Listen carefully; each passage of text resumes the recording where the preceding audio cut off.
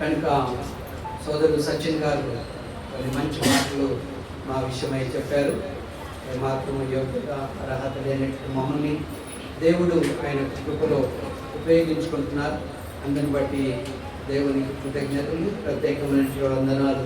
సహోదరుడు యవనస్తుడు సచిన్ గారికి కూడా సమయమునందు మరియు ఈ స్థానిక సంఘమునందు సహోదరులు నాతో చెప్పిన విషయం ఏంటనగా కృతజ్ఞత కోరిక అని వారు చెప్పారు కనుక అదే సమయం నందు ఒక అంశాన్ని కూడా వారు నాకు ఇచ్చారు.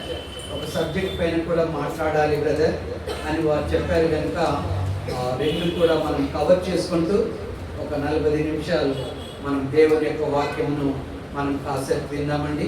మీరందరూ కూడా మరొకసారి దేవుని ప్రేమించి రావడం చాలా సంతోషం. ఏ గృహం ద్వారా అయితే ఈ కూడిక ఏర్పాటు చేయబడిందో వారికి కూడా ప్రత్యేకమైనటువంటి వందనాలు. ఈ నర్సింగ్ ఈ యొక్క ఒకప్పుడు ఇది గ్రామం, ఇది నాకు చాలా బాగా పరిచయం ఈ గ్రామం. అది ఇప్పుడైతే పట్టణంలో కలిసిపోయింది. చాలామంది నాతో పాటు చదివినటువంటి వారు ఈ యొక్క టౌన్లో ఉంటారు. సరే, ఏది ఏమైనా దేవుని సంఘం ఉండడం ఇప్పుడు చాలా సంతోషం. నా స్నేహితులు, నా క్లాస్మేట్స్ పైన ప్రభు సంఘం ఇక్కడ ఉండడం చాలా సంతోషకరం. సమయం నందు మనం కాసేపు కృతజ్ఞతతో కూడినటువంటి కొన్ని వాక్య భాగాలను మనం గమనించుకొని ఆ తర్వాత మనము అంశంలోకి కూడా మనము వెళ్దామండి. కృతజ్ఞత అనేది చాలా ప్రాముఖ్యం. కృతజ్ఞతాస్తుతులు చెల్లించడం అనేది బైబిల్ గ్రంథమునందు ఇది చాలా ప్రాముఖ్యమైనటువంటి విషయం అండి. దేవుని ప్రజలు అనేక సందర్భాలలో దేవుడు వారు చేసినటువంటి మేళ్లను మర్చిపోకుండా దేవునికి తిరిగి వారు ఇన్ రిటర్న్ వారు థ్యాంక్స్ గివింగ్ కృతజ్ఞతలు చెల్లించినట్లుగా మనము బైబిల్ గ్రంథమునందు మనము చూడగలుగుతాం. పితరుల కాలంలో కానివ్వండి, మోషే యుగంలో కానివ్వండి, క్రైస్తవ యుగంలో కానివ్వండి, దేవుని ప్రజలు కృతజ్ఞతలు చెల్లించారు. కొంతమంది దేవుని ద్వారా మేలులు పొంది ఆశీర్వాదాలు పొంది కూడా కృతజ్ఞతలు చెల్లించనటువంటి వారు కూడా ఉన్నారు బైబిల్ గ్రంథమునందు. సరే, ఏది ఏమైనా ఈ రాత్రి వేళలో మనము ఈ కృతజ్ఞత కోరికలో పాలు పొందడం సంతోషము. బైబిల్లో కొన్ని మంచి వాక్య భాగాలు ఉన్నాయండి కృతజ్ఞత విషయమై. వాటి విషయమై కొన్ని మాటలు మనం చదువుకున్న తర్వాత ముందుకు మనం సాగిపోదాం. చూడండి, 103వ కీర్తనలో ఇది బాగా సుపరిచితమైనటువంటి కీర్తన. ఇక్కడ దావీదు కీర్తనకారుడు రాయడము మనము చూడగలుగుతా ఉన్నాం. నా ప్రాణమా యెహోవాను సన్నిధించుము, నా అంతరంగమున సమస్తమా ఆయన పరిశుద్ధ నామమును సన్నిధించుము. నా ప్రాణమా యెహోవాను సన్నిధించుము, ఆయన చేసిన ఉపకారములలో దేనిని మరవకమని ఇక్కడ కీర్తనకారుడు రాయడము మనము గమనిస్తున్నాం. కనుక ఇక్కడ సంభాషణ ఎవరి మధ్య జరుగుతుందనగా దావీదు మధ్య, తన ప్రాణము మధ్య, వారిరువురి మధ్య సంభాషణ జరగడము మనం గమనిస్తా ఉన్నాం. ఇరువురు కూడా కలిసి, దావీదును తన ప్రాణము ఇరువురు కలిసి తమ సృష్టికర్త అయినటువంటి దేవునితో మాట్లాడడం మనము గమనిస్తా ఉన్నామండి. నా ప్రాణమా, సహజంగా మనము భార్యాభర్తలు మాట్లాడుకుంటాం, తల్లిదండ్రులు మాట్లాడుకుంటాం, పిల్లలు మాట్లాడుకుంటాం, లేదా బోధకులతో మనం మాట్లాడుకుంటాం, కానీ మన ప్రాణముతో మనం మాట్లాడుకోం. ఇక్కడ చాలా వింతగా ఉంది. దైవజనుడు, దేవుని యొక్క చిత్తానుసారుడు, దేవుని అడుగుజాడులో నడిచినటువంటి వారు దావీదు అతడు అంటాడు, తన ప్రాణముతో మాట్లాడుకుంటూ ఒక విషయం మర్చిపోవద్దు సుమా, యెహోవాను సన్నిధించాలి నువ్వు అని తన ప్రాణానికి ఒక రకమైనటువంటి హెచ్చరికను ఇవ్వడము మనం ఇక్కడ గమనించగలుగుతా ఉన్నాం. కారణం ఏంటనగా అంతరంగమునందున్న సమస్తమా అనగా నా పూర్ణ హృదయంతో, పూర్ణ శక్తితో, పూర్ణ బలముతో యెహోవాను సన్నిధించాల, ఆయనను కీర్తించాల, ఆయనను గణపరచాలని చెప్తూ ఒక మాట అంటాడు.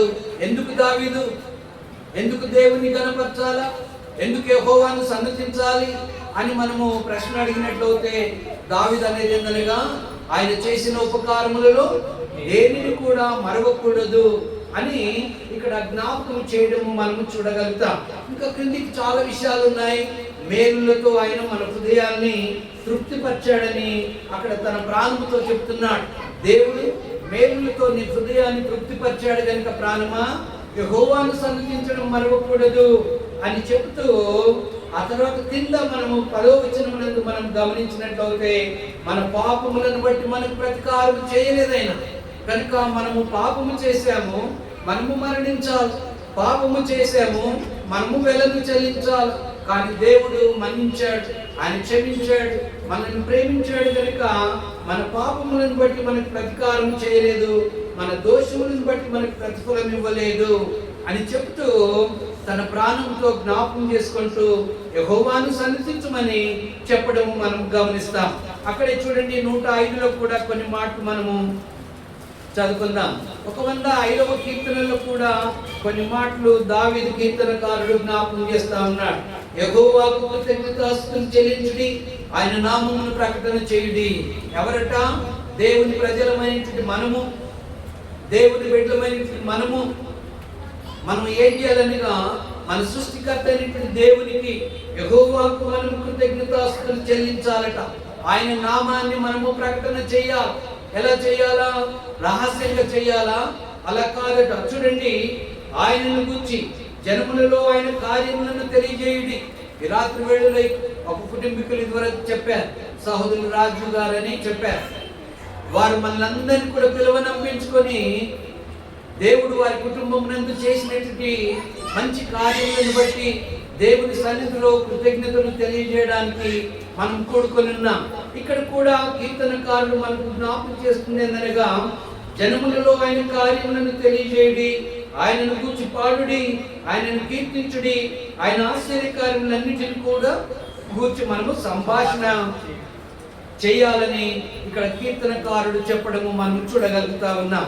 ఇంకొక మాట మనం చూద్దాం. అక్కడే ప్రక్కన 107లో కూడా యెహోవా దయాళుడు, కనుక దేవుడు దయాళుడు, కృపా కనికరం కలిగినటువంటి వాడు కనుక ఆయనకు కృతజ్ఞతాస్తుతులు చెల్లించుడి, ఆయన కృప నిత్యముండును, యెహోవా విమోచించిన వారు ఆ మాట పలుకుదురుగాక. దేవుని ద్వారా విమోచింపబడిన ప్రజలందరూ కూడా ఏమవ్వాలట?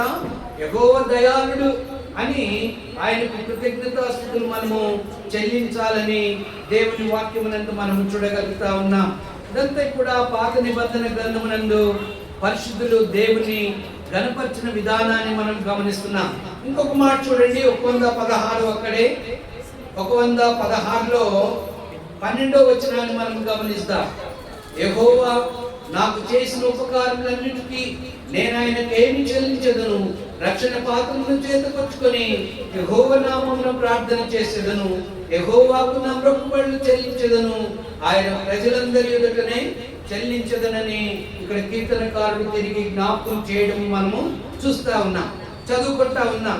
116లో ముందుగా మనం గమనించినట్లయితే మరణ బంధకములు నన్ను చుట్టుకొని ఉండెను అనగా మరణ ఛాయలలో తాను ఉన్నప్పుడు దేవుడు ఏం చేశాడనగా తనను విడిపించాడు. కనుక ఆయన చేసినటువంటి ఉపకారములను ఏ మాత్రం కూడా మరవకుండా దేవునికి కృతజ్ఞతాస్తుతులు చెల్లించాలి. ఏ రకంగా చెల్లించాలంటే దేవుడు మనకిచ్చినటువంటి ఒక రక్షణ పాత్రను చేతపుచ్చుకొని దేవుని నామాన్ని మనం గణపరచాలా అని మనం గమనిస్తా ఉన్నాం. సరే, ఇప్పుడు క్రొత్త నిబంధనలోనికి వచ్చేసరికి ఇక్కడ మనం అందరం కూడా ఇంతవరకు పాత నిబంధనలో దేవుని యొక్క ప్రజలు, రాజులు, ప్రవక్తలు లేదా న్యాయాధిపతులు వీరందరూ కూడా దేవుని గణపరిచినట్లుగా మనం చూడగలిగాం. అది క్రొత్త నిబంధనలో వచ్చేసరికి మనం ఎవరిని మాదిరిగా తీసుకోవాలి? ఎవరైనా ఒకరు మనకి ఎగ్జాంపుల్ గా ఉండాలి కదా. వీరు దేవునికి కృతజ్ఞతాస్తుతులు చెల్లించారండి కనుక ఎవరి మాదిరిని మనం అనుసరించాలి అని మనం ఆలోచన చేసినప్పుడు మన బెస్ట్ మోడల్ ఎవరనగా ప్రభు అయినటువంటి యేసుక్రీస్తు వారిని మనకు దేవుని వాక్యము ద్వారా మనకు అర్థమవుతా ఉందండి. చూడండి, కృతజ్ఞతాస్తుతులు చెల్లించే విషయం నందు ప్రభు అయినటువంటి యేసుక్రీస్తును మనము మాదిరిగా తీసుకోవాలి. చూడండి, ఒక సందర్భం నందు క్రీస్తు వారు కూడా కృతజ్ఞతాస్తుతులు వారు చెల్లించారు. కీర్తనలు మత్తయి సువార్త 26వ అధ్యాయము, మత్తయి సువార్త 26:27 మనము చదువుకుందాం. మత్తయి సువార్త 26:27 మరియు ఆయన గిన్నె పట్టుకొని కృతజ్ఞతాస్తుతులు చెల్లించి వారికి ఇచ్చి. ఇక్కడ యేసుక్రీస్తు వారు కూడా ఆయన కృతజ్ఞతాస్తుతులు చెల్లించినట్లుగా మనకి వాక్య భాగమునందు మనము చూడగలుగుతా ఉన్నాం. అదే విధంగా యోహాను సువార్త 11:25లో కూడా ఆ మాటను మనం చదువుకుంటాం. యోహాను సువార్త 11వ అధ్యాయము 25వ వచనమునందు కూడా కృతజ్ఞతల విషయమై మనం గమనించగలుగుతాం. చూడండి 11:25. అందుకు యేసు క్రింద మనము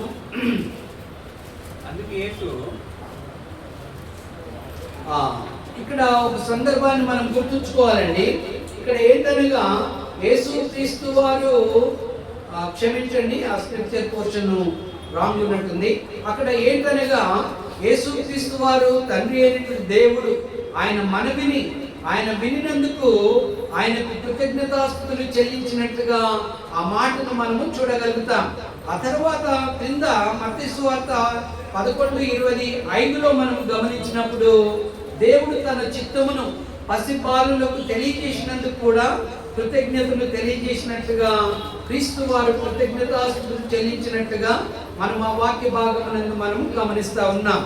సరే, ఒక 3 తలంపులు క్రొత్త నిబంధనలో చూశాక మనం ఇంక కొంచెం మనం ముందుకు వెళ్దాం.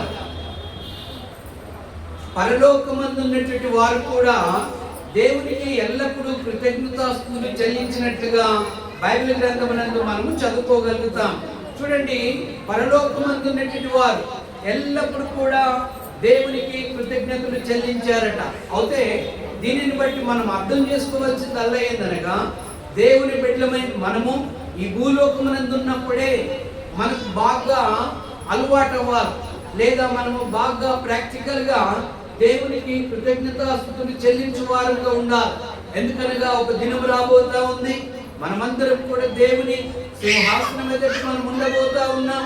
ఆ దినమందు మనము కూడా అక్కడ ఉన్నటువంటి 24 పెద్దలతో, కెరాపులు, శరాపులతో, పరిశుద్ధుల దేవదూతల సమూహంలో కూడా మనము దేవునికి గణపరచవలసినటువంటి అవసరత ఉంటుంది. చూడండి, ప్రకటన గ్రంథము 4వ అధ్యాయమునందు ఆ మాటను పరలోకమందున్నటువంటి వారు దేవునికి కృతజ్ఞతాస్తుతులు చెల్లించారట. 4వ అధ్యాయమునందు 9 నుండి కొన్ని మాటలు మనం చదువుకుందాం. ఆ సింహాసనమునందు ఆసీనుడై ఉండి యుగ యుగములు జీవించుచున్న వానికి మహిమయు ఘనతయు కృతజ్ఞతాస్తుతులు కలుగునుగాక అని ఆ జీవులు కీర్తించుచుండగా 24 పెద్దలు సింహాసనమునందు ఆసీనుడై ఉన్న వాని ఎదుట సాగిలపడి యుగ యుగములు జీవించుచున్న వానికి నమస్కారము చేయుచు, ప్రభువా మా దేవా, నువ్వు సమస్తమును సృష్టించితివి, నీ చిత్తమును బట్టి అవి ఉండెను, దానిని బట్టి సృష్టింపబడింది కనుక నీవే మహిమ ఘనత ప్రభావములు పొందననుడవని చెప్పుచు తమ కిరీటములను ఆ సింహాసనం ఎదుట వేసిరి. పరలోకమునందు జరుగుతున్నటువంటి దృశ్యం అండి. యోహానుకు మరి దేవుడు చూపించినటువంటి దృశ్యాన్ని, దేవుని దూత ద్వారా చూసినటువంటి యొక్క దృశ్యాన్ని మనం చూడగలుగుతా ఉన్నాం. పరలోకమునందు ప్రభువా మా దేవా, నువ్వు సమస్తమును సృష్టించితివి అని చెబుతూ ఆయన ఎదుట తమ కిరీటములను వారు కింద పెట్టి దేవుని ఎదుట వారు స్తుతులు చెల్లిస్తున్నట్లు మనం గమనిస్తున్నాం. కనుక ఆయన సమస్తమును కూడా సృజించినందుకు వారు దేవునికి గణపరుస్తా ఉన్నారు. కనుక ఇప్పుడు మనం గమనించింది ఏంటనగా, పరలోకమందున్నటువంటి వారు కూడా దేవునికి వారు స్తుతులు చెల్లిస్తా ఉన్నారని మనకు అర్థమైంది. కనుక దేవుని బిడ్డమైన మనమందరం కూడా ఖచ్చితంగా మనం కృతజ్ఞతాస్తుతులు చెల్లించాలి. ఏ విధంగా చెల్లించాలా అని మనం ఆలోచన చేసినట్లయితే చూడండి, రోమీలకు రాసినటువంటి పత్రిక 1వ అధ్యాయము 8వ వచనాన్ని మనం చదువుకుందాం. రోమీలకు రాసినటువంటి పత్రిక 1వ అధ్యాయము 1వ అధ్యాయము 8వ వచనాన్ని నేను చదువుతాను, మీరు చూడండి. మీ విశ్వాసము సర్వలోకమున ప్రచురము చేయబడుచుంటున్నట్టు బట్టి మొదట మీ అందరి నిమిత్తము యేసుక్రీస్తు వారి ద్వారా నా దేవునికి కృతజ్ఞతాస్తుతులు చెల్లించుచున్నాను. రోమాలో ఉన్నటువంటి పరిశుద్ధులను బట్టి అపోస్తలుడు పౌలు ఈ విషయాన్ని జ్ఞాపకం చేస్తా ఉన్నాడు. ప్రభు అయినటువంటి యేసుక్రీస్తు ద్వారా దేవునికి కృతజ్ఞతాస్తుతులు చెల్లించుచున్నామని ఇంకా మనం చాలా స్క్రిప్చర్స్ మనం చూడొచ్చు, కానీ మనం ముందుకు సాగి వెళ్ళాలి. కొలస్సీ పత్రిక 3:17లో, హెబ్రీ 13:15లో కూడా ఆ వాక్య భాగమును మనం చదువుకోగలుగుతాం. మొదటి తెస్సలోనికీయులకు రాసిన పత్రిక 5:16లో కూడా ప్రతి విషయమునందును కూడా మనం దేవునికి కృతజ్ఞతాస్తుతులు చెల్లించాలని దేవుని యొక్క వాక్యము చెప్పబడతా ఉందండి. పరిశుద్ధులు దేవునికి కృతజ్ఞతాస్తుతులు చెల్లించాలి. ఎందుకనగా ఆయన దయాళత్వమును బట్టి మనం ఆయనకు కృతజ్ఞతలు చెల్లించాలా. దేవుని యొక్క నిత్య కృపను బట్టి కూడా మనం దేవునికి కృతజ్ఞతాస్తుతులు చెల్లించాలా. ఇంకొకటి ఏంటో తెలుసండి, పరలోకమందున్నటువంటి దేవుడు చెప్పన సత్యము కానటువంటి ఒక వరమును దేవుడు ఇచ్చాడు మనకు. ఆయన ఎవరనగా ప్రభువైనటువంటి యేసు క్రీస్తును ఈ భూలోకంలోనికి దేవుడు పంపించాడు. చెప్పన సత్యము కానటువంటి దేవుని వరమైనటువంటి క్రీస్తును బట్టి మనం దేవునికి కృతజ్ఞతాస్తుతులు చెల్లించాలని 2వ కొరింథీయులకు రాసిన పత్రిక 9వ అధ్యాయము 15వ వచనాన్ని మనం చదువుతాం. కనుక చివరిలో ఒక తలంపు ఏందనగా, ఒకవేళ కృతజ్ఞతాస్తుతులు చెల్లించనట్లయితే ఏమి జరుగుతుందో తెలుసండి. దేవుని బిడ్డలైన మనమందరం కూడా ఎల్ల వేళలకు కూడా దేవుడు చేసినటువంటి మేళ్ళను బట్టి, ప్రభువైనటువంటి యేసు క్రీస్తును బట్టి మనము దేవునికి కృతజ్ఞతలు మనము చెల్లించాలి. ఎవరు చెల్లించారంటే, ఎవరైతే దేవునిని ఎరిగిన తరువాత కూడా దేవునికి వ్యతిరేకంగా తిరుగుబాటు చేయవారు ఉంటారో వారు మటుకు దేవునికి వారు కృతజ్ఞతాస్తుతులు వారు చెల్లించరు. చూడండి, రోమీయులకు రాసిన పత్రిక 1వ అధ్యాయము 21వ వచనాన్ని మనం గమనిస్తాం. మరియు వారు దేవునిని ఎరిగియు ఆయనను దేవునిగా మహిమపరచలేదు, కృతజ్ఞతాస్తుతులు చెల్లించలేదు, కానీ తమ వాదనని యందు వ్యర్థులైపోయారు. ఒక గుంపు వారు ఉన్నారట. వారు ఎవరట? వారు దేవునిని ఎరుగుదురు. వారు దేవుడు ఎవరో వారికి తెలుసు. దేవుని ద్వారా మేలును పొందారు.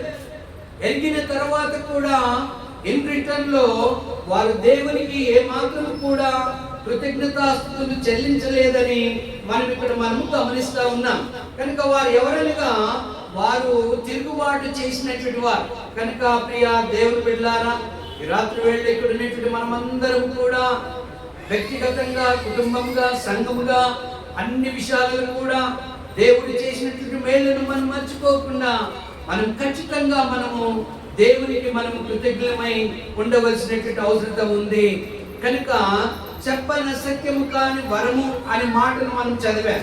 చూడండి, మరొకసారి ఆ మాటను చూసి మనం ముందుకు సాగి వెళ్దాం. కొరింథీయులకు రాసినటువంటి 2వ పత్రిక 9వ అధ్యాయము 15వ వచనాన్ని మనం చదువుకుందాం. 9:15వ వచనాన్ని నేను చదువుతాను, దయచేసి మీరు చదవండి. చూడండి, గమనించండి. చెప్పన సత్యము కాని ఆయన వరమును గూర్చి దేవునికి స్తోత్రములు అనే మాటను పౌలు చెప్పడం మనం గమనిస్తున్నాం. దేవుడు మనల్ని ప్రేమించి ఏం చేశాడనగా, ప్రభువైనటువంటి యేసు క్రీస్తుని ఈ లోకంలోనికి పంపించాడు. కనుక ఎప్పుడైతే క్రీస్తుని ఈ లోకంలోనికి పంపించారో ఇక్కడ నుండి కొద్దిగా జాగ్రత్తగా ఆలోచన చేయండి. క్రీస్తుని ఈ లోకంలోనికి పంపించారో ప్రభువైనటువంటి యేసు క్రీస్తు వారి ద్వారా ఆయన ఈ భూలోకానికి వచ్చి తండ్రి యొక్క చిత్తాన్ని జరిగించి తండ్రి యొక్క పనిని ముగించి ఆయన ఈ లోకాన్ని వదిలివేసి పరలోకానికి వెళ్ళిపోయారు. క్రీస్తు ద్వారా ఆయన జనన మరణ పునరుద్ధానముల ద్వారా సువార్త మనకు అందింపబడింది. కనుక ఎప్పుడైతే మనము సువార్తకు విధేయులం అవుతామో పరలోకమందున్నటువంటి దేవుని యొక్క కుటుంబీకులం అవుతాం. దేవుడు మనను తన స్వరక్తం ఇచ్చి సంపాదించినటువంటి ఆయన సంఘమునందు మనలను చేర్పిస్తారు. కనుక ఆయన రాజ్యమునందుండి ఆయన సంఘమునందుండి మనము దేవునికి ఇష్టలుగా బ్రతకాలి. దేవుని చిత్తాన్ని జరిగించాలి. అపోస్తలుల బోధయందు, సహవాసమందు, రొట్టె విరుచుటందు, ప్రార్థన చేయుటందు ఎడతెగక ఉండాలి. ఇది ఏ మత శాఖలలో కూడా ఉండదండి. దేవుడు తన స్వరక్తం ఇచ్చి సంపాదించినటువంటి ఏకైక సంఘములోనే అపోస్తలుల బోధ ఉంటుంది. కనుక దేవుని బిడ్డలైన మనమందరం కూడా ఏం చేయాలనగా దేవుని రాజ్యమునందుండి దేవుని సంఘమునందుండి పరలోకంలోనికి మనం వెళ్ళేంత వరకు కూడా నమ్మకమైనటువంటి జీవితాన్ని మనం కొనసాగించాలి. పరిశుద్ధులుగా మనం జీవించాలి. దేవుడు మనకి ఇచ్చినటువంటి రక్షణను కడ వరకు మనము కాపాడుకోవలసినటువంటి అవసరత ఉంది. అయితే ఈ దినములలో ఒక చిన్న అబద్ధపు బోధ జరుగుతూ ఉంది. ఏంటో అబద్ధపు బోధ అనగా, ఒకసారి రక్షింపబడిన వారు ఎప్పటికీ రక్షింపబడినట్లే అని ఒక అబద్ధపు బోధ ఎక్కువగా ప్రచారం అవుతా ఉందండి. అంటే దాని యొక్క భావం ఏంటనగా, ఎప్పుడైతే ఒక పాపి అయినటువంటి మనుషుడు సువార్తకు విధేయుడైపోయి తాను సత్యాన్ని విని దేవుని సంఘమునందు చేర్చబడిన తరువాత విశ్వాసపు యాత్రను కొనసాగించే ముందు తాను విశ్వాసముల నుండి తొలగిపోడు. ఒకసారి రక్షింపబడితే నిత్యము రక్షింపబడినట్లే అని వారు తప్పుడు బోధను వారు బోధిస్తూ ఉన్నారండి. కానీ ప్రియులారా, దేవుని యొక్క వాక్యం అలా మనకు చెప్పడం లేదు. బైబిల్ గ్రంథం అలా మనకు బోధించడం లేదు. ఖచ్చితంగా విశ్వాసులమైనటువంటి మనము ఎంతటి వారమైనా మనము తప్పిపోవడానికి, విశ్వాసముల నుండి తొలగిపోవడానికి, దేవుని మార్గముల నుండి మనం బయటికి వెడలిపోయి దేవుని పైన తిరుగుబాటు చేయడానికి ఆస్కారం ఉందని మనము గమనించాలి. చూడండి, క్రైస్తవుడు అంటే దానికి భావం ఏంటనగా, తాను దేవునితో ఉండే ఒక గొప్ప భాగ్యము, ఇహమందు ఆయన రాజ్యమునందు పరలోకమునందు ఆయనతో ఉండే ఒక గొప్ప భాగ్యము. కనుక ఎప్పుడైతే క్రైస్తవుడు తగ్గిపోతాడో జరిగే నష్టమేంటో మనం ఆలోచన చేద్దాం. ఇప్పుడు మన యొక్క అంశం ఏంటనగా, when a Christian is lost, this is our subject. క్రైస్తవుడు తప్పిపోతే ఏమి జరుగుతూ ఉంది అనే విషయాన్ని మనము క్లుప్తంగా కొద్దిసేపు మనము ఆలోచన చేద్దామండి. చూడండి, అపోస్తలుడు పౌలు హెబ్రీయులకు రాసినటువంటి పత్రికలో ఈ విషయాన్ని జ్ఞాపకం చేస్తాడు. హెబ్రీయులకు రాసినటువంటి పత్రిక 6వ అధ్యాయం నందు ఈ మాటను జ్ఞాపకం చేస్తాడు. 4 నుండి మనం ఆలోచన చేద్దాం. ఒకసారి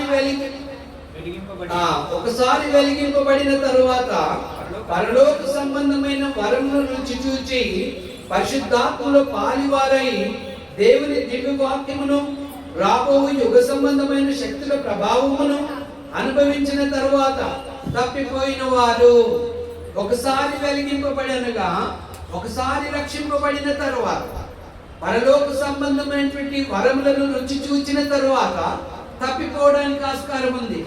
ప్రియా సోదరి, సహోదరుడా, మనమందరం కూడా ఒకసారి సువార్త ద్వారా మనం వెలిగింపబడ్డాం. దేవుని యొక్క సంకల్పంలోనికి వచ్చా, దేవుని రాజ్యంలోనికి వచ్చా. భయముతో వణుకుతో దేవుడి ఇచ్చినటువంటి యొక్క రక్షణను కొనసాగించుకోవలసినటువంటి అవసరత ఉంది. కాబట్టి ఒక ప్రమాదం ఉంది. ఏంటనగా, ఈ విశ్వాసముల నుండి తొలగిపోయే ప్రమాదం ఉంది. దేవుని మార్గముల నుండి తప్పిపోయే ఆలోచన ఉందని మనము బైబిల్ ద్వారా మనము అర్థం చేసుకోవాలి. అందుకని మనము దేవుడు మనకి ఇచ్చిన రక్షణను అతి జాగ్రత్తగా మనం కొనసాగించుకోవాలని దేవుని వాక్యము మనకు బోధిస్తూ ఉందండి. చూడండి, ఇక్కడ దేవుని దివ్య వాక్యమును రాబో యుగ సంబంధమైన శక్తుల ప్రభావమును అనుభవించిన తరువాత తప్పిపోయిన వారు అనే మాటను మనం గమనిస్తున్నాం. అలా తప్పిపోయినట్లయితే దేవుని మార్గముల నుండి, దేవుని సంఘముల నుండి, ఆయన సంకల్పముల నుండి మనం తప్పిపోయినట్లయితే ఏమవుతుందనగా, చూడండి, అక్కడ బాహాటంగా ఆయనను అవమానపరుచుతున్నారు కనుక మారు మనసు పొందినట్టు అట్టి వారికి మరలా నూతన పరచుట అసాధ్యము. యూదులు ఏం చేశారనగా, యేసు ప్రభువును తెలియక ఆయనను సిలువ వేశారు. ఈ రోజున ఒకవేళ మనము క్రీస్తు సంఘములో బాప్తిసమును పొందుకొని దేవుని కుమారులుగా కొద్ది కాలము మనం బ్రతికిన తరువాత ఒకవేళ దేవుని మార్గముల నుండి, విశ్వాసముల నుండి తొలగిపోతే, ప్రియ సహోదరుడా, సోదరి, నువ్వు నేను మనం ఏం చేస్తున్నామో తెలుసా? అలా తొలగిపోతే మనం ఇప్పుడు తెలిసి యేసుక్రీస్తును సిలువ వేస్తున్నాం. వారు తెలియక ఆయన తలపైన ముళ్ళ కిరీటం కొట్టారు. ఇప్పుడు మీరు తెలిసి, మనము తెలిసి ఆయన తలపైన మళ్ళీ ముళ్ళ కిరీటం కొడతా ఉన్నాం, చేతుల్లో మేకలు శీలలు, పక్కలో బల్లెము, ముఖము పైన ఉమ్మి, పిడిగుద్దులు. యూదులు ఎందుకు చేశారో తెలుసా? ఆయనను నమ్మక, ఆయన విషయమై తెలియక వారు చేశారు. దేవుని బిడ్డలమైన మనము పరలోక సంబంధమైన వరములను రుచి చూచిన తర్వాత క్రీస్తు సంగమనందు కొద్ది కాలము మనము విశ్వాసములందు కొనసాగిన తర్వాత తప్పిపోయినట్లయితే ఏం జరుగుతుందో తెలుసండి? మనము తెలిసి ప్రభు ముఖం పైన ఉమ్మి వేస్తున్నాం. చాలా పెద్ద ప్రమాదం. తెలిసి ఆదివారపు దినము దేవుణ్ణి ఆరాధించాలి, ఆత్మతో సత్యముతో ఆరాధించాలి. దేవుని సన్నిధి, దేవుని వెనికిడి అక్కడ ఉంటుంది కనుక దేవునితో కలుసుకునే సమయం ప్రభు దినము అని మనము తెలిసి కూడా ప్రభు దినాన మనము దేవుని మందిరానికి రాకుండా దూరంగా ఉండినట్లయితే మనము తెలిసి బాహాటంగా యేసుక్రీస్తును మనము అవమానపరిచిన వారం అవుతాం. కనుక ఈ పాయింట్ ద్వారా మనము నేర్చుకోవాల్సిందల్లా ఏంటనగా, ఒక క్రైస్తవుడు, ఒక క్రైస్తవ సహోదరి తాను విశ్వాసముల నుండి తొలగిపోయే ప్రమాదం ఉంది. అట్టి వారిని తిరిగి నూతన పరచుట అసాధ్యమని బైబిల్ గ్రంథము చెప్పడము మనము గమనించగలుగుతా ఉన్నాం. కాబట్టి ఇప్పుడు ఒక క్రైస్తవుడు తప్పిపోతే ఏం జరుగుతుంది? మరి తప్పిపోతే ఏం జరుగుతుందో తెలుసండి? Individual lose his soul. వ్యక్తిగతంగా తాను ఏమవుతున్నాడు అనగా తన యొక్క ఆత్మను తాను కోల్పోతా ఉన్నాడు. ఒక 5 చిన్న చిన్న పాయింట్లు చెప్పి ముగించి వేసేస్తాను. మనం ఆలోచించాలి. ఇప్పుడు నీవు కానీ నేను కానీ విశ్వాసముల నుండి తొలగిపోతే ఏమవుద్దంటే బ్రతుకుంటాం. స్థిరాస్తులు, కావలసినటువంటి లోక సంబంధం అనేవి అన్నీ ఉంటాయి, కానీ మన స్వంత ఆత్మను మనం కోల్పోయిన వారం అవుతాం. అయితే బైబిల్ గ్రంథము మనకు మత్తయి సువార్త 16:26లో చెప్తున్న విషయం ఏంటనగా, ఒకడు సర్వలోకాన్ని సంపాదించుకొని తన ఆత్మను కోల్పోతే ఏమి ప్రయోజనం అని యేసు ప్రభు వారు అంటారు. అంటే సర్వలోకాన్ని సంపాదించుకున్న తర్వాత మన ప్రాణమును, మన ఆత్మను మనం కోల్పోయినట్లయితే దాని మూలాన ఏమి ప్రయోజనం లేదు. కరోనా పీరియడ్లో మనం గమనించుంటాం, లోకమునందు ఉన్నటువంటి ధనవంతులు, సంపన్నులు వారు చనిపోయినప్పుడు వారు సంపాదించినటువంటి స్థిరాస్తులు, వెండి బంగారాలు అవన్నీ కూడా వారి యొక్క బాడీ దగ్గర తీసుకుని వచ్చి పారవేశారండి. వారిని సహా ఇవి మాకు అవసరం లేదని వారు పారవేసినట్టుగా మనం చూడగలుగుతా ఉన్నాం. కనుక ఇక్కడ మనం ఆలోచించవలసింది ఏంటనగా, యేసు ప్రభు వారు చెప్తున్నారు, ఒకడు లోకమంతా సంపాదించుకొని తన ఆత్మను లేక తన ప్రాణాన్ని కోల్పోతే తనకేమి ప్రయోజనం అని ఇక్కడ చెప్పడము మనము గమనిస్తా ఉన్నాం. కనుక ఒక వ్యక్తి ఎప్పుడైతే స్వార్థకు విధేయుడైపోయాడో తాను దేవుని యొక్క ఆత్మను తాను పొందినటువంటి వ్యక్తి, పరిశుద్ధాత్మను తాను పొందినటువంటి వ్యక్తి, దేవుని కుమారుడు కనుక ఎప్పుడైతే తాను విశ్వాసముల నుండి తొలగిపోతాడో, క్రీస్తు అడుగుజాడల నుండి తాను తొలగిపోతాడో తన ఆత్మను తాను కోల్పోయిన వాడు అవుతాడు. కనుక అప్పుడేమవుతుంది? కోల్పోయినటువంటి ఆత్మ ఎక్కడ వెళ్తాడనగా నరకములోనికి వెళ్తాడు. దేవుని చిత్తం ఏంటండి? యేసుక్రీస్తు వారు ఎందుకు వచ్చారు? మనం ఎవరిని కూడా నశింపవలదని, ఎవరు కూడా నశించిపోకూడదని యేసుక్రీస్తు ఈ లోకానికి వచ్చారు. నశించిన దానిని వెతికి రక్షించడానికి యేసుక్రీస్తు ఈ లోకానికి వచ్చారు. కనుక దేవుని రాజ్యమునందున్నటువంటి మనము, రక్షింపబడినటువంటి మనము, క్రీస్తు సంఘమునందున్నటువంటి మనము, మన యొక్క ఆత్మను అనుదినము కూడా మనము ఈ యొక్క రక్షణలో అతి జాగ్రత్తగా కొనసాగించుకోవాల్సినటువంటి అవసరత ఉందని మనము గమనించాలి. రెండవ పాయింట్ ఏమవుతుందో తెలుసండి, నీవు నీ ఆత్మను కోల్పోవడం మట్టుకే కాకుండా రెండవ ప్రమాదం ఏం జరుగుతుందంటే, గాడ్ లూజెస్ ఎ చైల్డ్. దేవుడు కూడా ఒక కుమార్ని కోల్పోతాడు, ఒక కుమార్తెను కోల్పోతాడు. ఈ విషయాలు మనం ఎప్పుడు కూడా ఆలోచన చేయము. బ్రదర్ ఎందుకు అతను రావడం లేదు, ఎందుకు ఆ సహోదరి రావడం లేదంటే, సరే రావడం లేదు బ్రదర్, ఏమున్నాయో ఏ ఇబ్బందులు ఉన్నాయో అని మనము ప్రీచర్స్ మనం కూడా చాలా లైట్ మేనర్లో తీసుకుంటాం.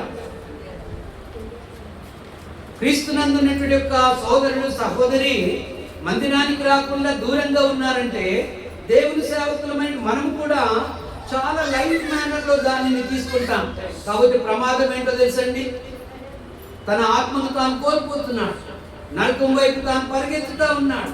రెండవది ఏంటో తెలుసా, పరలోకమందు ఉన్నటువంటి దేవుడు కూడా ఒక బిడ్డను కోల్పోతా ఉన్నాడు. ఈ సీరియస్నెస్ మనకందరికీ తెలిసి ఉండాలి. స్పెషల్గా ప్రీచర్స్ అయినటువంటి మనము, ఇక్కడ ఉన్నటువంటి మనమందరం కూడా దేవుడు ఒక బిడ్డను కోల్పోతున్నాడన్న విషయము మనకు తెలియాలండి. చూడండి, మనం గలతీయులకు రాసినటువంటి పత్రికలో ఆ మాటను మనం చదువుతాం. 3వ అధ్యాయం 26వ వచనాన్ని మనం చదువుకోగలుగుతాం. చూడండి, ఆ మాటను మనం చదువుకుందాం. నేను చదువుతాను, మీరు చూడండి. గలతీయులకు రాసినటువంటి పత్రిక 3వ అధ్యాయము 26వ వచనం నందు ఆ మాట ఉంది. అయితే 27 మనం చదువుకుందాం. క్రీస్తులోనికి బాప్తిసము పొందిన మీరందరూ క్రీస్తును ధరించుకుని ఉన్నారు. కొంచెం పైన చూద్దామండి, 25లో. అయితే విశ్వాసము వెల్లడి ఆయన కనుక ఇక బాలశిక్షణ కింద ఉండము. యేసు క్రీస్తునందు మీరందరూ విశ్వాసము వలన దేవుని కుమారులై ఉన్నారు. క్రీస్తు యేసునందు విశ్వాసము మూలాన మనము ఎవరి బిడ్డలమట? సామాన్యులైనటువంటి బిడ్డలం కాదండి. ఒక రాజకీయవేత్త కుమారులం కాదు మనము, ఒక రాజకుమారులం కాదు మనం, భౌతికపరమైనటువంటి అధికారము కలిగినటువంటి వారి కుమారులం కాదు. భూమిని, ఆకాశాన్ని, సముద్రాన్ని, ఇందులో ఉన్నటువంటి సమస్త జీవరాశులను సృజించినటువంటి దేవుడు, జీవమును, ఊపిరిని, ఉనికిని, ఈ దినమందు ఆయుష్ను ఇచ్చినటువంటి దేవుని యొక్క బిడ్డలం మనం. అంత గొప్ప దేవుడు ఒక కుమార్ని కోల్పోతే ఎంత ప్రమాదమో మనం ఆలోచన చేయాలి. ఆ దేవుని బిడ్డలు మనం ఎలా అయిపోయాము? క్రీస్తునందు విశ్వాసం ఉంచడం ద్వారా, సువార్తకు విధేయత చూపించడం ద్వారా, యేసు దేవుని కుమారుడని మనము మన నోటితో ఒప్పుకోవడం ద్వారా, పాప క్షమాపణ నిమిత్తము క్రీస్తులోనికి బాప్తిసము పొందడం ద్వారా దేవుని కుమారులం అయిపోయాం, పరలోక రాజు వారసులం అయిపోయాం. కనుక ఇప్పుడు ఏమవుతుందనగా, బాధకరం ఏంటనగా, సంగమనంలో నుండి ఒకరు తప్పిపోయినట్లయితే మనం ఎవరం కూడా ఆ విషయమునందు అజాగ్రత్తగా ఉండడానికి వెళ్ళలేదు. దేవుడు ఒక కుమారుని కోల్పోయాడన్నటువంటి ఆ సీరియస్నెస్ మనకు ఉండవలసినటువంటి అవసరత ఉందండి. చూడండి, ఒక వ్యక్తి కోల్పోయినప్పుడు ఏమవుతుందనగా, అతనికి ఎన్నో తలాంతులు కూడా దేవుని మందిరమునందు ఉండవచ్చు. మూడవది ఏంటనగా, 3వ పాయింట్, రెండవది గాడ్ లూజెస్ ఎ చైల్డ్. మూడవది ఏంటనగా, చర్చ్ లూజెస్ ఎ మెంబర్. సంఘము కూడా, నార్సింగ్ లో ఉన్నటువంటి క్రీస్తు సంఘము కూడా ఒక సభ్యుని కోల్పోతా ఉందండి. కనుక ఒక సభ్యుడు తప్పిపోయినప్పుడు, ఒక సభ్యురాలు తప్పిపోయినప్పుడు అది చాలా సీరియస్ గా మనం తీసుకోవాల్సినటువంటి అవసరత ఉంది. ఎట్టి పరిస్థితులలో ఏ విధం చేత నేను మందిరానికి, దేవుని వద్దకు రాకుండా దూరంగా వెళ్ళిపోయినటువంటి వ్యక్తి విషయం నందు మనం శ్రద్ధ వహించి తిరిగి దేవుని సన్నిధిలోనికి, దేవుని ఆరాధించే బిడ్డగా మనం తీర్చిదిద్దవలసినటువంటి అవసరత ఉంది. ఎందుకు? సంఘములో నుండి ఒక్కరే కదా తప్పిపోయారు, నష్టమేంటి అని మనం అనుకోవచ్చు. సంఘముల నుండి ఒకరు తప్పిపోయినా ఆ ఒక్కరు చాలా ప్రముఖులుగా ఉండవచ్చు. చూడండి, ఒకసారి మనం ఆలోచన చేద్దాం. ఇప్పుడు ఆ విషయాలన్నీ కూడా మనము ఎక్కువగా డెప్త్లో వెళ్ళము, కానీ శరీరము, శిరస్సు క్రీస్తు, శరీరము సంఘం అని మనకు తెలుసు. ఒక్క వేలు లేదనుకోండి, ఒక్క చిటికలు వేలు లేదనుకోండి, లేకపోతే ఈ వేలు లేదనుకోండి, మిగతా 9 ఉన్నాయండి. ఈ వేలు లేకపోతే దేనైనా పట్టుకోవడం సాధ్యమండి. ఈ వేలు ఉంటే తప్ప ఆ పట్టుకున్న వస్తువులకు మంచి గ్రిప్ అనేది దొరుకుతూ ఉంటుంది. కనుక అదేవిధంగా శరీరమునందు ప్రతి అవయవం కూడా చాలా ప్రాముఖ్యమని మనం గమనించవలసినటువంటి అవసరం ఉంది. చూడండి, ఎఫెసీయులకు రాసిన పత్రిక 4వ అధ్యాయమునందు ఆ మాట పౌలు జ్ఞాపకం చేస్తూ ఉంటాడు. ఎఫెసీయులకు రాసినటువంటి పత్రిక 4వ అధ్యాయమునందు కొన్ని మాటలు నేను చదువుతాను, దయతో మీరు బైబిల్లో మీరు చూడండి. 11 నుండి మనము చదువుకుందాం. మనమందరము విశ్వాస విషయంలో, దేవుని సంఘమునందు ఉన్నటువంటి మనమందరం కూడా విశ్వాస విషయంలో దేవుని కుమారుని గురించిన జ్ఞాన విషయంలోనూ ఏకత్వము పొంది సంపూర్ణ పురుషుల వరకు ఆయనగా క్రీస్తునకు కలిగిన సంపూర్ణత కలువారమగు వరకు ఆయన ఈలాగు నియమించను. ఏ విధంగా? క్రింద చూడండి. పరిశుద్ధులు సంపూర్ణులగినట్లు క్రీస్తు శరీరము క్షేమాభివృద్ధి చెందుటకు. శరీరమునందు ప్రతి అవయము కూడా చాలా ప్రాముఖ్యం. దేవుని చిత్తం ఏంటనగా క్రీస్తు శరీరము క్షేమాభివృద్ధి చెంద, పరిచర్య ధర్మము జరగా, ఆ తర్వాత ఆయన కొందరిని అపోస్తులుగాను అనే మాటను మనం చదువుతాము. 14 చూడండి. అందువలన మనం ఇక మీదట పసిపిల్లలమై ఉండి మనుషుల మాయోపాయముల చేత, వంచన చేత, తప్పు మార్గములకు లాగు ఉపయుక్తతోను గాలికి కొట్టుకొని పోవునట్లు కల్పింపబడిన ప్రతి ఉపదేశములకు ఇటు అటు కొట్టుకొని పోవచ్చు అలల చేత ఎగరబడిన వారమైనట్టు ఉండక. ఎంత ప్రమాదం ఉందో చూడండి. ఆ విధంగా ఉండకుండా ఏం చేయాలట? ప్రేమ కలిగి సత్యము చెప్పుచు క్రీస్తు వలె ఉండుటకు మనం అన్ని విషయములలో ఎదుగుదము. ఆయన శిరస్సు ఉన్నాడు. ఆయన నుండి సర్వ శరీరము చక్కగా అమర్చబడి తనలో ఉన్న ప్రతి అవయము తన పరిమాణము చొప్పున. ఇది చాలా ప్రాముఖ్యం. ఇక్కడ ప్రతి అవయమునకు కూడా ఒక తలాంతు ఉంది. తన పరిమాణము చొప్పున పని జరిగించాలని దేవుని యొక్క వాక్యము ద్వారా మనం ఇక్కడ చూడగలుగుతా ఉన్నాం. ప్రతి కీలు వలన కలిగిన బలము అనే మాటను కూడా అక్కడ చదువుకోగలుగుతున్నామండి. కనుక ఇప్పుడు దీనిని బట్టి మనకు అర్థమవుతుంది ఏంటనగా, ఒక సహోదరి మందిరానికి రావడం లేదనుకోండి, రానప్పుడు తనకు ఒకవేళ సంఘమునందు అందరి నిమిత్తమై ప్రార్థన చేసే ఒక మంచి ప్రార్థన పరురాలై ఉండవచ్చు ఆమె. లేదా వచ్చిన వారిని అందరినీ పలకరిస్తూ, వందనాలు చెప్తూ, వారికి ఆతిథ్యం ఇస్తూ, కూర్చోబెడుతూ, పాటలు బుక్స్ లేదా మందిరంలో ఏదో తోచిన సహాయము తాను చేస్తూ వస్తుందేమో. అలాంటి సహోదరి ఈ దినమందు మందిరానికి రాలేకపోయింది. మందిరానికి రావడం లేదు. తన ద్వారా జరిగే పరిచయం ఏమవుతుందనగా దేవుని యొక్క సంఘానికి ఇబ్బందికరంగా మారడం మనము గమనించగలుగుతున్నాం. కనుక దీనిని బట్టి మనం అర్థం చేసుకోవాల్సింది ఏంటనగా, సంఘమునందు ఉన్నటువంటి ప్రతి వ్యక్తికి దేవుడు ఏదో ఒక తలాంతులు ఇచ్చాడు. తన పరిమాణం చొప్పున ప్రతి సహోదరునికి ప్రతి సోదరునికి ఒక తలాంతంటూ ఉంది. నాకు సామర్థ్యత లేదండి, నాకు ఏ విధమైన పొటెన్షియల్ లేదు, నాకు ఏ టాలెంట్ లేదు, నేను ఏది చేయలేను అని మనం చెప్పడానికి వీల్లేదు. శరీరమునందు ఉన్నటువంటి ఏదైనా ఒక అవయవం చెప్పగలుగుద్దండి. ఈ గోరు కూడా ఒక చిన్న పని ఉందండి. గోరు చాలా ప్రాముఖ్యమైన గోళ్ళు కదా. గోళ్ళు లేనప్పుడు ఏం చేస్తాము?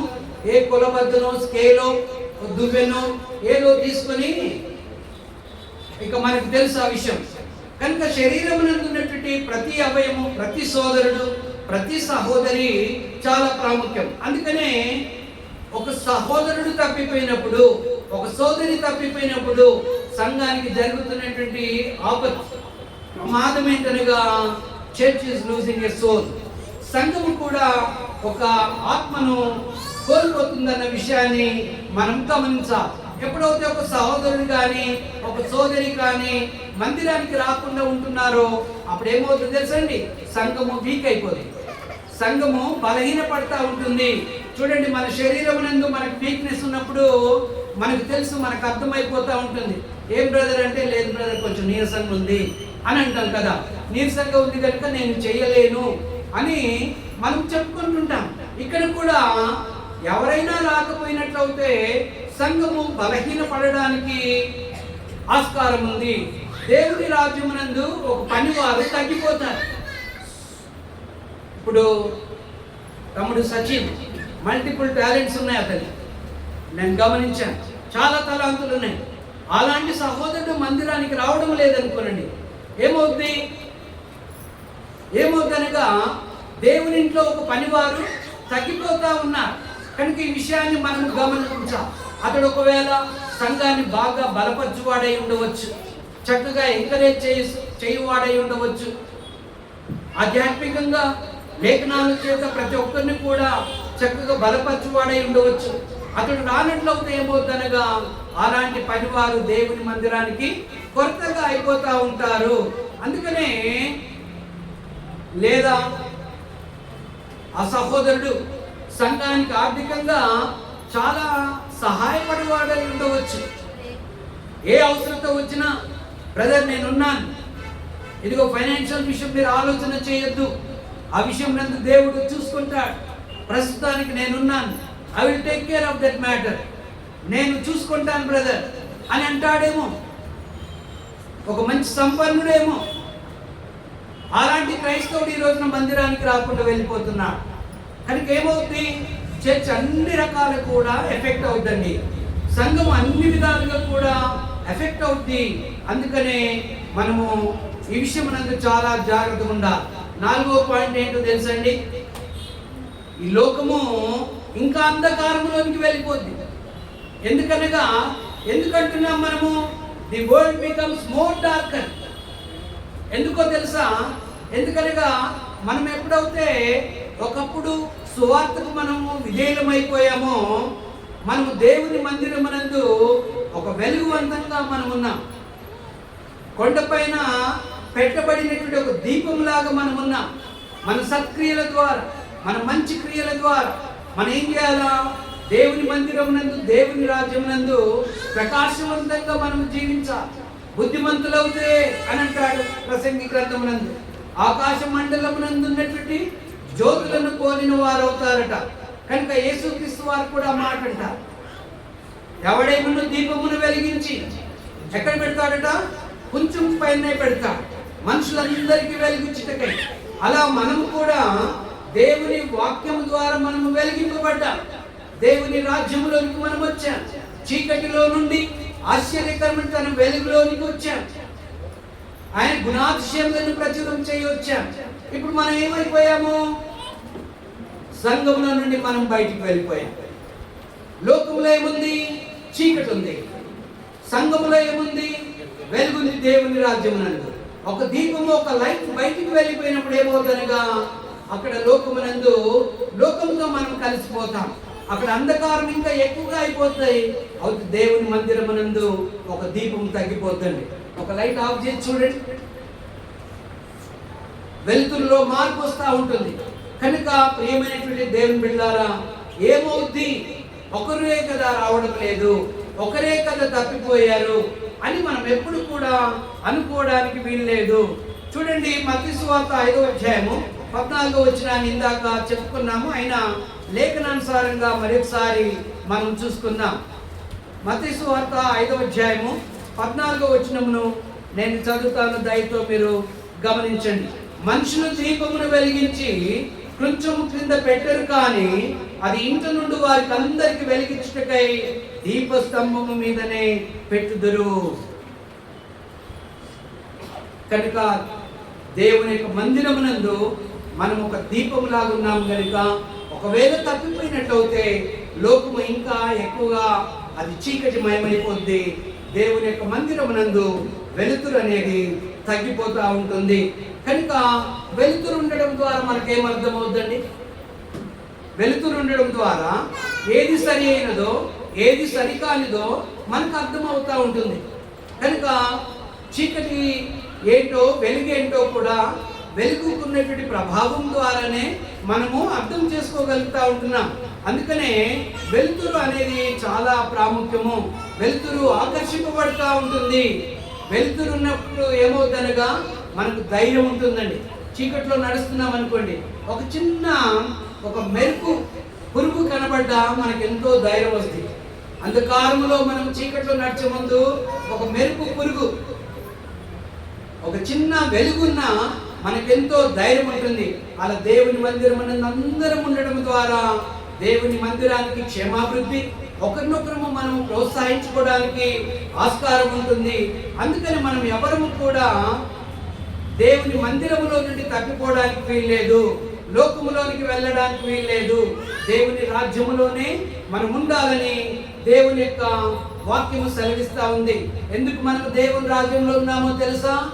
ఇతరులకు మనము వెలిగిపోవడానికి, ఇతరులకు దేవుని మార్గంలోనికి నడిపించడానికి మనము దేవుని రాజ్యమునందు మనమున్నాం. అలాంటిది మనము తప్పిపోయినట్లయితే దేవుని సంఘమునందు వెలుతురు తగ్గిపోతుందని మనం గమనించాలి. ఐదవదిగా ఏంటో తెలుసండి? ఐదవదిగా ఏంటనగా, ఒకవేళ ఒక సహోదరుడు కానీ ఒక సోదరి కానీ దేవుని యొక్క మందిరములో నుండి లేదా విశ్వాసముల నుండి తప్పిపోయినట్లయితే ఏమవుద్దంటే ఫ్యామిలీ సఫర్ అవుద్దండి, కుటుంబం సఫర్ అవుద్ది. బ్రదర్ అలా కాదు, ఆయన మట్టుకు రావడం లేదు, నేను పిల్లలందరితో కూడా వస్తున్నాము, ఈ మధ్య ఆయన విశ్వాసముల నుండి తప్పిపోయాడండి అనుకోవడానికి వీలు లేదు. లేదా బ్రదర్ కూడా వచ్చి పిల్లల్ని తీసుకుని వచ్చి, బ్రదర్ కొన్ని కారణాలు ఉన్నాయి, కొన్ని కారణాల చేత నా భార్య రావడం లేదండి, తాను నానాటికి దేవునికి దూరం అవుతుందండి, కనుక అందుని బట్టి నేను నా పిల్లల్ని తీసుకొని మందిరానికి వచ్చాను అనడానికి కూడా వీల్లేదండి. ఏ ఒక్కరు తప్పిపోయినా, తండ్రి రాలేకపోయినా, తల్లి రాలేకపోయినా, పిల్లలు రాలేకపోయినా కుటుంబం అంతా కూడా సఫర్ అవుతుందండి. అనగా రాలేకపోయినా అంటే అలా ఈజీగా తీసుకోవద్దు.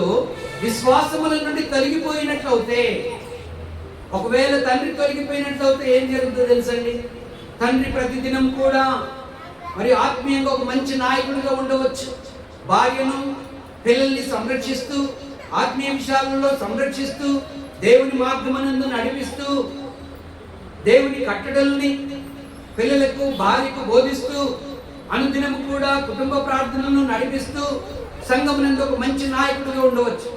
అలాంటి వ్యక్తి తప్పిపోయాడు అనుకోండి, ఫ్యామిలీ ఏమవుతుంది? ఒక మంచి క్రైస్తవ నాయకుడిని కోల్పోతా ఉంది. తప్పిపోవడం అనగా విశ్వాసముల నుండి తొలగిపోయినట్లయితే కుటుంబమునందు ఇక నాయకుడు లేడు, క్రైస్తవ నాయకుడు లేడు. ఈ రోజుల్లో ఎన్నో కుటుంబాలు ఇలా సఫర్ అవుతా ఉన్నాయి, ఎన్నో కుటుంబాలు ఇలాంటి చిక్కుల్లో ఉన్నాయి. చాలా మంది సిస్టర్స్ బ్రదర్ అని పరిచయంలో ఉన్నప్పుడు వారు చెప్తా ఉంటారు, సహోదరుల విషయమై ప్రార్థన చేయండి, తాను కూడా మీ మందిరానికి వచ్చే విధంగా దేవుని పరిచయంలో వాడబడే ఒక సాధనంగా దయచేసి ప్రార్థన చేయండి బ్రదర్ అని అంటా ఉన్నారు.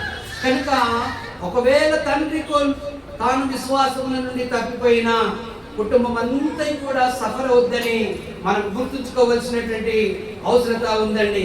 అదే సమయమునందు ఒకవేళ తల్లి విశ్వాసముల నుండి కోల్పోయింది అనుకోండి, విశ్వాసముల నుండి తప్పిపోయింది అనుకోండి, చాలా ప్రమాదం. గృహము ఒక దైవికమైంది, తల్లి పాత్ర చాలా ఉంటుంది. తల్లియే మొట్టమొదటి టీచర్ పిల్లలకి, తాను మొదటి ఉపాధ్యాయురాలు. కనుక అలాంటి తల్లి దేవుని యందు భయభక్తులు కలిగి ఉండి భర్త కొరకు పిల్లల కొరకు ప్రార్థన చేస్తూ, వారి యొక్క క్షేమ ఎప్పుడు కూడా ఆలోచన చేస్తూ, ఆత్మీయ విషయాలలో శ్రద్ధ వహిస్తూ, దేవుని మందిరానికి నడిపిస్తూ, భర్తతో పాటు చురుకుగా లేచి పని చేస్తూ మందిరానికి వచ్చి తండ్రి అయిన దేవుణ్ణి ఆరాధిస్తుందేమో, సంఘమునందు ఒక మాదిరికరమైన తల్లిగా ఉందేమో, సంఘమునందు ఒక మాదిరికరమైన కుటుంబంగా ఉందేమో. అలాంటి తల్లి ఇప్పుడు ఏమైపోయింది? విశ్వాసముల నుండి తొలగిపోయింది, విశ్వాసముల నుండి తప్పిపోయింది. కనుక అప్పుడు ఏమవుతుందో తెలుసండి? ప్రార్థన చేసే తల్లి పిల్లలకు ఉండదు, నడిపించే తండ్రి మంచి కుటుంబ యజమానుడు పిల్లలకు ఉండడు. పిల్లలప్పుడు లోకం వైపు ఆకర్షితులవుతారు.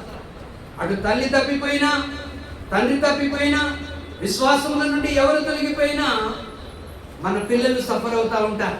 దేవుని చిత్తం ఏంటో తెలుసండి? దేవుని క్రైస్తవులమైన తల్లిదండ్రులమైన మనము ప్రభు యొక్క శిక్షను మనం ఎరిగినటువంటి వారమై ఉండి, మన పిల్లలు కూడా ప్రభు యొక్క శిక్షలో, ప్రభు యొక్క బోధలో మనం ఎదిగించవలసినటువంటి అవసరం ఉంది. ఏది ఒక పొరపాటు చేశారు? బైబిల్ గ్రంథమునందు, సమూయేలు గ్రంథమునందు తమ పిల్లలు దుర్మార్గమునందు వారు నడుస్తున్నారని తాను ఎరిగి కూడా తమ పిల్లల్ని అతడు దిద్దుబాటు చేయలేకపోయాడు. కనుక వారిని బెలియాలులు అని పిలువబడ్డారు, ఏలి కుమారులు అనగా వారు పనికి మాలిన వారు అన్నమాట. కనుక చూడండి, ఇక్కడ మనం ఆలోచన చేయాలి. దేవుని మందిరమునందు తల్లి చాలా ప్రాముఖ్యం, తండ్రి చాలా ప్రాముఖ్యం, పిల్లలు కూడా చాలా ప్రాముఖ్యం. పిల్లలు ఎందుకు ప్రాముఖ్యం అనగా, రేపటి రోజున నాశనంలో క్రీస్తు సంఘం ఉంటుంది. పిల్లలే కనుక మంచి విశ్వాసమునందు వారు ఎదిగినట్లయితే, క్రీస్తు యొక్క బోధలో వారు ఎదిగినట్లయితే, సత్యమునందు ఎదిగినట్లయితే, రేపటి దినాన ఏం జరుగుతుందనగా క్రీస్తు సంఘము నాశనంలో ఉంటుందండి. ఈ రోజున తల్లిదండ్రులు మనము మన పిల్లలకు ప్రభు యొక్క శిక్షలో, ప్రభు యొక్క బోధలో మనము ఎదిగించినట్లయితే, రేపటి రోజున సంఘాలు డిసపియర్ అవడానికి ఆస్కారం ఉంది. అందుకనే క్రైస్తవ ఫ్యామిలీ సఫర్ అవ్వద్దంటే, ఫ్యామిలీలో ఉన్నటువంటి ఎవరిని కూడా, తండ్రి కానివ్వండి, తల్లి కానివ్వండి, పిల్లలు కానివ్వండి, ఎవరు కూడా దేవుని మందిరానికి రాకుండా మనం దూరంగా ఉండకూడదని దేవుని యొక్క వాక్యము సెలవిస్తా ఉందండి. పిల్లలకు మనము ప్రార్థన నేర్పించాలి, పిల్లలకు దేవుని యొక్క వాక్యాన్ని మనము నేర్పించాలి, దేవుని యొక్క భయభక్తులను మనము నేర్పించాలి, దేవుని యొక్క మార్గములను మన పిల్లలకు మనము నేర్పించవలసినటువంటి అవసరత ఉంది. అలా ఎవరి బాధ్యత అనగా తల్లిదండ్రుల యొక్క బాధ్యతే.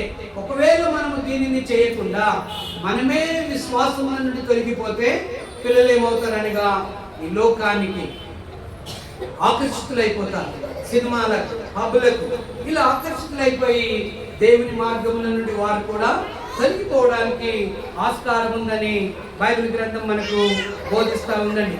చివరిగా ఒక మాట చెప్పి ముగించి వేసేస్తాను. ఏంటనగా, చివరి మాట ఏంటనగా, హెవెన్ లూజెస్ ఎ చైల్డ్. పరలోకము కూడా ఒక పౌరుని కోల్పోతా ఉంటుందండి. పరలోకం ఏమవుతుందనగా ఒక పౌరుని కోల్పోతుందని బైబిల్ గ్రంథము మనకు సెలవిస్తూ ఉంది. కనుక ఒక నమ్మకమైన క్రైస్తవుడు తన యొక్క ఆత్మీయ యాత్ర ఎక్కడ జరుగుతుందనగా పరలోకం వైపు మనం వెళ్తున్నాం. ఈ భూలోకమునందు మనం ఉన్నాము కానీ మనము ఈ భూలోక సంబంధులకు మనం కాదు. మనము యాత్రికులం, మనము పరదేశులము, మన స్వదేశము పరలోకము.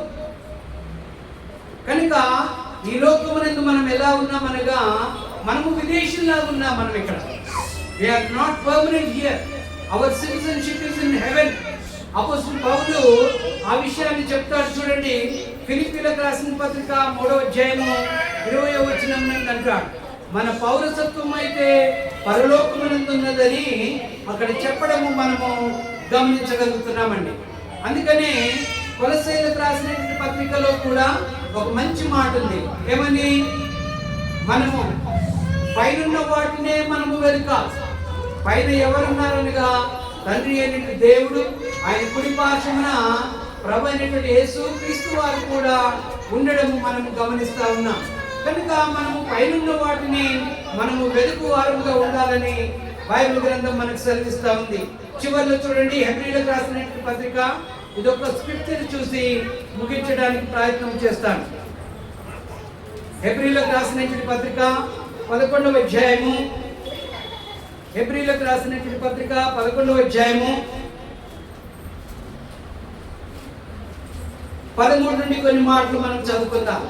వీరందరూ అనగా విశ్వాస వీరులు 11లో ఉన్న వారందరూ కూడా ఆ వాగ్దానంలో ఫలములను అనుభవింపకపోయినను దూరం నుండి చూచి వందనములు చేసి తాము భూమి మీద పరదేశమును యాత్రికులమై ఉన్నామని ఒప్పుకొని విశ్వాసం గల వారై మృతి పొందిరి. ఇలాగ చెప్పువారు తమ స్వదేశమును వెతుకుచున్నామని విషదపరుచుతున్నారు కారా? వారు ఏ దేశము నుండి, సరే అక్కడ మనకు కావలసినటువంటి తలంపు ఏంటనగా మన పితరులందరూ కూడా ఈ లోకమునందు వారు విదేశీయులు అని వారు ఆ విశ్వాసం ద్వారా బ్రతికారు. మనం కూడా అంతే. మనకు స్వదేశం ఏంటనగా పరలోకం అని మనము గమనించవలసినటువంటి అవసరత ఉంది.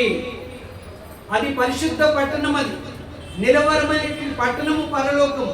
కనుక మనము పరలోక సంబంధులము, పరలోకమునందు మన పౌరసత్వం ఉంది. ఇప్పుడు ఏమవుతుంది? మనం ఇప్పుడు విశ్వాసముల నుండి తొలగిపోయినట్లయితే, ఎవరైనా సోదరుడు సహోదరి విశ్వాసముల నుండి తప్పిపోయినట్లయితే నష్టం ఎక్కడ జరుగుతుందనగా పరలోకమునందు కూడా నష్టం జరుగుతూ ఉంటుందండి. ఈ సీరియస్నెస్ చాలా వరకు మనము ఆలోచన చేయము. కనుక పరలోకమునందు ఏమవుతుంది? ఒక సభ్యుడు తగ్గిపోతా ఉన్నాడు. పౌరసత్వం కోల్పోయినప్పుడు అదే అవుతుంది కదండి. పౌరసత్వం కోల్పోయినప్పుడు ఏమవుతుంది? ఒక సభ్యుడు అక్కడ తగ్గిపోతా ఉంటాడు. మరి సభ్యత్వం ఎక్కడ పెరుగుతుంది? నరకమునందు ఒక సభ్యత్వం పెరగడం మనం గమనిస్తున్నాం. కనుక ప్రియమైనటువంటి దేవుని బిడ్డలారా, మనం విశ్వాసముల నుండి ఎవరు కూడా మనం తప్పిపోకుండా ఉండాలని ప్రభువుని బట్టి ఈ రాత్రి వేళలో మీకు జ్ఞాపకం చేస్తా ఉన్నాం. ఒక క్రైస్తవుడు తప్పిపోయినట్లయితే జరిగే ప్రమాదాలేంటో మనం గమనించాం. ఏంటనగా వ్యక్తిగతంగా మనము మన యొక్క ఆత్మను మనం కోల్పోతాం. రెండవదిగా గాడ్ లూజెస్ ఎ చైల్డ్. దేవుడు కూడా ఒక కుమారుని ఒక కుమార్తెను కోల్పోతాం. ఇక్కడ ఉన్న వారిలో ఎవరు కూడా అలాంటి స్థితిలో మనం ఉండడానికి వీలు లేదు. మూడవది ఏంటనగా స్థానిక సంఘము ఒక సభ్యుని ఒక సభ్యురాల్ని కోల్పోతుందని మనం గమనించాం. నాలుగవది మనం చూసింది ఏంటనగా ఈ లోకం ఏమవుద్దనగా ఇంకా అంధకారం అవుద్ది. ఐదవది మనం గమనించింది ఏంటనగా క్రైస్తవ కుటుంబం అంతా కూడా శ్రమలు గుండా వెళ్తాయి, ఇబ్బందులు కూడా వెళ్తుంది. ఒక్కరు తప్పిపోతే అలాంటి పరిస్థితులు అవుతాయి. ఆ తర్వాత తీరా చివరిలో మనం గమనించింది ఏంటనగా పరలోకము ఒక పౌరుని కూడా కోల్పోతుందని మనం గమనించాం. చివరి మాట చూడండి, ప్రకటన గ్రంథం 3వ అధ్యాయము 21వ వచనాన్ని చూసి ముగించి వేసుకుందాం. ప్రకటన గ్రంథము 23వ అధ్యాయము, ప్రకటన గ్రంథం 23వ అధ్యాయం నందు 21వ వచనాన్ని మనం చదువుకుందాం. 21. నేను జయించి నా తండ్రితో కూడా ఆయన సింహాసనం నందు కూర్చొని ఉన్న ప్రకారము జయించు వారిని నాతో కూడా నా సింహాసనం నందు కూర్చుండనిచ్చేదను. ఆలోచించారండి, మనం ఎక్కడి నుండి ఎక్కడికి వెళ్తున్నామో మనం ఆలోచన చేయాలి.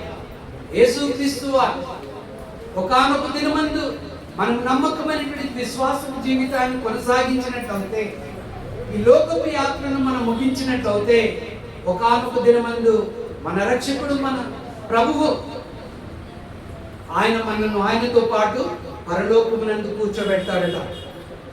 సహజంగా మనకి ఇక్కడ ఒక వార్డు మెంబర్ లేదా ఇక్కడ ఉన్నటువంటి కార్పొరేటర్, ఒక సర్పంచ్ ఆయన ప్రక్కన మనం నిలబడితేనే మనం ఎంతో అతిశయిస్తాం. అదెంత గొప్ప భాగ్యం అనుకుంటాం మనం. కానీ లోకరక్షకుడు లోక పాపములను మోసుకొని పోతున్న దేవుని గొర్రె పిల్ల ఈ లోకానికి వచ్చి మన నిమిత్తమై తన ప్రాణాన్ని తన రక్తమును దారపోసి నిన్ను నన్ను వెతికి రక్షించుకొని ఆయన రాజ్యమునందు నాటాడు. కడవరకు మన యొక్క రక్షణ కొనసాగించుకున్నట్లయితే క్రీస్తు వారు తిరిగి రాబోతా ఉన్నారు. ఆయన ప్రజలను ఆయనతో పాటు తీసుకువెళ్తున్నాడు. తీసుకువెళ్ళాక ఏం చేస్తాడట? నేను జయించి నా తండ్రితో కూడా ఆయన సింహాసనందు కూర్చుని ప్రకారము జయించు వానిని. దేనిని జయించాలి? లోకమునందు మనము పాపమును మనం జయించాలి. లోకమునందు దుష్టత్వం ఉంది, లోకమునందు శోధనలు ఉన్నాయి, లోకమునందు కీడుంది, లోకమునందు పాపం ఉంది. దేవుని యొక్క బలము చేత, దేవుని వాక్య సహాయం చేత, ప్రార్థనల ద్వారా మనం ఈ లోకమునందు ఈ పాపమును జయించినట్లయితే ఒక రోజున ప్రభువైన యేసుక్రీస్తు వారు పరలోకమునందు ఆయన ప్రక్కన మనల్ని కూర్చొని. అందుకనే ప్రియమైనటువంటి దేవుని బిడ్డలారా, సంఘములతో ఆత్మ చెప్పుచున్న మాట చెవి గలవాడు వినును గాక. నాసిక్లో ఉన్నటువంటి క్రీస్తు సంఘ సభ్యులమైన మనమందరం కూడా రాత్రి వేళలో ఇక్కడ ఎవరమైనా ఇక్కడ ఉన్నామంటే అనుకోకుండా అకస్మాత్తుగా నువ్వు రాలేదు సుమా. దేవుడు నిన్ను తీసుకుని వచ్చాడు, దేవుడు నన్ను నడిపించాడు.